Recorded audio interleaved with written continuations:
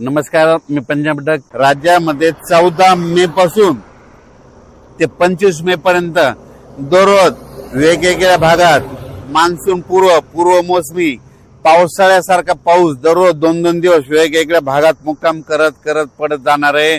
म्हणून हा अंदाज शेतकऱ्यांना लक्षात यायचा. म्हणजे सांगायचं झालं तर ऊस ज्यांचा ऊस सुकत आहेत, ज्यांचे ऊस शेतकरी आहे त्यांच्यासाठी आनंदाची बातमी, हळद लागवडीसाठी आनंदाची बातमी. पण ज्यांच्या हळदी काढून ठेवलेले त्यांनी मात्र 14 तारखेपर्यंत तुमच्या हळदी काढून घरी आणून ठेवा. कारण की राज्यामध्ये जसं गेल्या वर्षी 14 तारखेला 13 तारखेला पाऊस आला होता 13 मेला, या वर्षी देखील 14 मेला पाऊस येणार आहे. आणि हे पाऊस कंटिन्यू मे महिन्यात आता मध्ये 14 पासून तर 30 मे पर्यंत दररोज वेगवेगळ्या भागात दररोज भाग बदलत, कधी पूर्व विदर्भ, कधी पश्चिम विदर्भ, 2 दिवस पश्चिम महाराष्ट्र, 2 दिवस विदर्भ, असं वेगवेगळा मराठवाडा, असं करत 30 मे पर्यंत दररोज विखुरलेल्या स्वरूपाचा पाऊस पडणार आहे. आणि शेतामध्ये पाणी देखील साचणार आहे. असा त्यामध्ये मेच्या 15 दिवसामध्ये म्हणजे 14 मे ते 30 मेच्या दरम्यान दररोज विखुरलेल्या स्वरूपाचा वेगवेगळ्या भागात पाऊस पडणार आहे. म्हणून हा अंदाज सर्व शेतकऱ्यांना लक्षात द्यायचा. शेतकऱ्याला विनंती, तुम्ही काय करा, शेतीचे कामे करून घ्या. कारण की तुम्हाला जर अवकाळी एकदा पाऊस सुरू झाला तर तुम्हाला कामा आटपायला उशीर जाईल. म्हणून हे लक्षात द्यायचं. आणि सगळ्यात महत्वाची एक शेतकऱ्यासाठी आनंदाची बातमी, 17 मेला आपला मान्सून अंदमान बेटावर येणार दस्तक देणार आहे. म्हणून हा अंदाज लक्षात द्यायचा.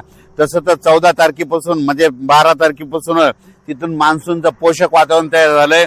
पण 17 मेला चांगलं दस्तक देईल आणि मान्सून तिथं दाखल झाला म्हणून असं जाहीर केलं जाईल. म्हणून हे देखील सर्व शेतकऱ्यांना लक्षात येतं. 17 मेला झालं तर तिथून 10 दिवस केरळ यायला लागतात. आणि तिथून लगेच 10 दिवस म्हणजे जवळपास माझं 7 जून पर्यंत राज्यामध्ये पाऊस येण्याची शक्यता आहे. म्हणजे मोसमी पाऊस येऊ शकतो. म्हणून हा अंदाज लक्षात येता.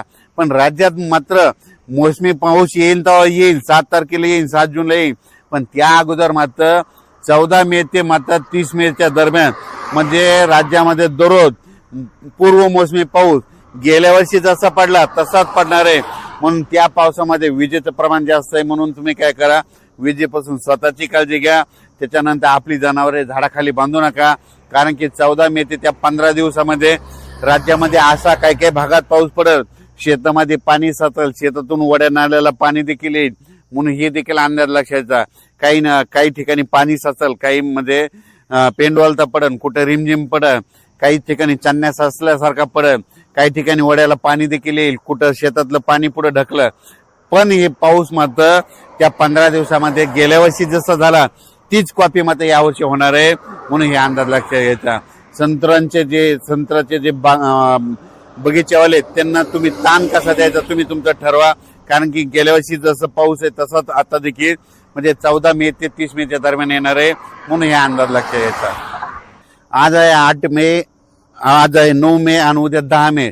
आज देखील विदर्भामध्ये वर्धा, नागपूर, भंडारा, गोंदिया, चंद्रपूर, यवतमाळ, वाशिम, हिंगोली, बुलढाणा, अकोला, अमरावती, नांदेड, परभणी, जालना, बीड, धाराशिव, लातूर, सोलापूर, सातारा, सांगली ह्या पट्ट्यामध्ये आज देखील रात्रीच्याला विजेच्या कडकडासह म्हणजे बऱ्याच ठिकाणी जिल्ह्याच्या ठिकाणी बऱ्याच 10-20 गावामध्ये अवकाळी पावसाची हजेरी लागलेली दिसत.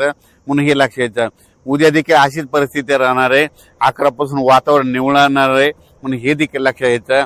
आणि त्याच्यानंतर सांगायचं, उत्तर महाराष्ट्रात देखील आज मध्ये नाशिक झालं, नंदुरबार, धुळे जिल्ह्यात देखील आज देखील 9 तारखेला बऱ्याच ठिकाणी आज देखील दुपारनंतर तिकडे पावसाच्या सरी दिसतील. म्हणून हे अंदाज लक्षात घ्यायचा. हे पाऊस मात्र खूप जास्त प्रमाणावर नाही, पण 14 मे ते 25-27 मे पर्यंत पाऊस पडणार आहे. मात्र ते मात्र राज्यामध्ये ठिकठिकाणी दररोज वेगवेगळ्या भागात 2-2 दिवस वेगवेगळ्या भागात मुक्काम करत ते पाऊस पडणार आहे. आणि शेतकऱ्यांना मशागतीचे कामे करण्यासाठी चांगलं राहणार आहे. आणि जर ज्या ठिकाणी जास्त पाऊस पडला तर एकदा तणाचा उल्पा देखील निघतं. म्हणून शेतकऱ्यासाठी मशागतीसाठी पाऊस चांगला राहणार आहे. ऊस शेतकऱ्याला ज्यांना पाणी कमी पडायला त्यांच्यासाठी चांगला राहणार आहे. ज्यांना हळद लागवड करायची त्यांच्यासाठी चांगला राहणार आहे. सिल्लोड भागातल्या शेतकऱ्यांनी मिरची लागवड केलेली, त्या मिरचीसाठी ती पोषक ठरणार आहे. म्हणून हे लक्षात घ्यायचं. म्हणजे सांगायचं झालं तर काही जणांना फायदा होईल, काही जणांचं नुकसान होईल. म्हणून नाण्याच्या दोन्ही बाजू या पावसामध्ये होणार आहे, म्हणून हे देखील लक्षात घ्यायचं. अचानक वातावरण बदल झाला तर उद्या एक लगेच मेसेज दिला जाईल. धन्यवाद. आणि राज्यातल्या वीट उत्पादकांना सांगू इच्छितो की तुम्ही 14 तारखेपर्यंत तुमचे वीट उत्पादन चालू राहते, कारण की 14च्या नंतर ते 30 पर्यंत सारखा पाऊस राहणार आहे. म्हणून तुम्ही तुमचा वीट चालू ठेवायचा का नाही ठेवायचा हे तुम्ही तुमचं ठरवायचं, कारण की 14 मे ते गेल्या वर्षी जसा पाऊस सुरू झाला तसंच यावर्षी देखील 14 मेला पाऊस सुरू होणार आहे. आणि 17 मेला मात्र अंदमान बेटावर मान्सून दस्तक देणारच आहे. म्हणून हे अंदाज सर्व शेतकऱ्यांनी